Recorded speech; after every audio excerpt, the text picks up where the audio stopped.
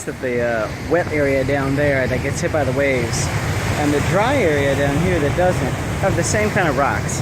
And so if you're thinking about it, you might ask the question, how do these rocks get so smooth if the waves don't even hit them? And the only time that that would happen is during the high or the low tide, which is when the moon is either between the sun and the earth or on the opposite side.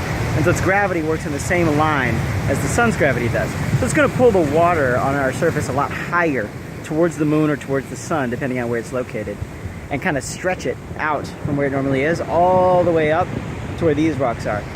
So in some time of day, you'll actually see these rocks getting battered, but they're going to be less battered than the ones down there because they don't get hit by the waves as often.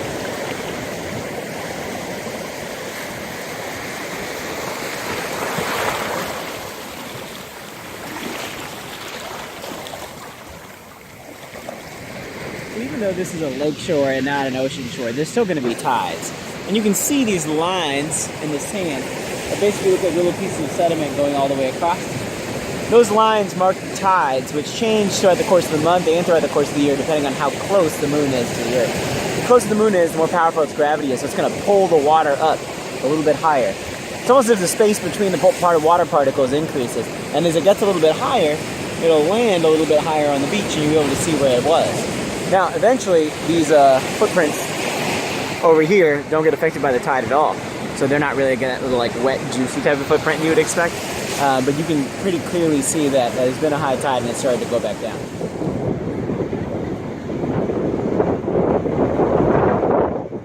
It's kind of hard to tell, but we're actually in a high tide situation right now.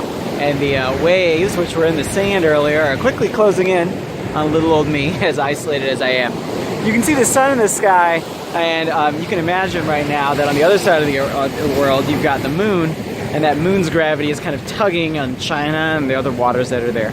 And by doing that, it's actually tugging the Earth a little bit towards it, and because of that, the water here has less land underneath it, and so it's a lot higher to us. Now, a lot of the animals and plants that live in the water up in this high tide region, they are only underwater for maybe once a day, for an hour, or even less. So a lot of times the adaptations they need are ones where they're in the sun a lot and they can't get the oxygen from the water that they would normally be able to get if they were underwater all the time.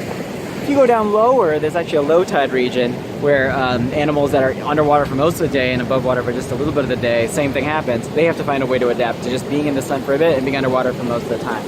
As you'll find different animals and plants living at different depths and zones, depending on whether they're adapted to being mostly underwater or mostly out of the water.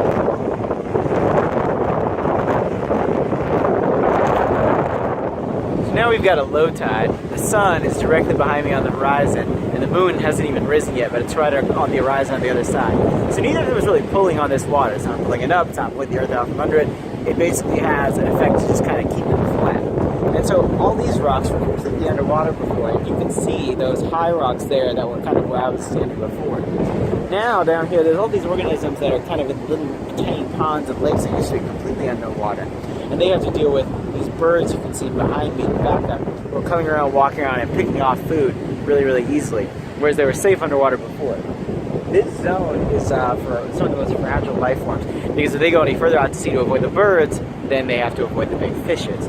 So this is a place where the fishes don't really hunt because they might end up washed on shore, and the birds can only hunt at one period of the day. So these organisms have to find a way to hide.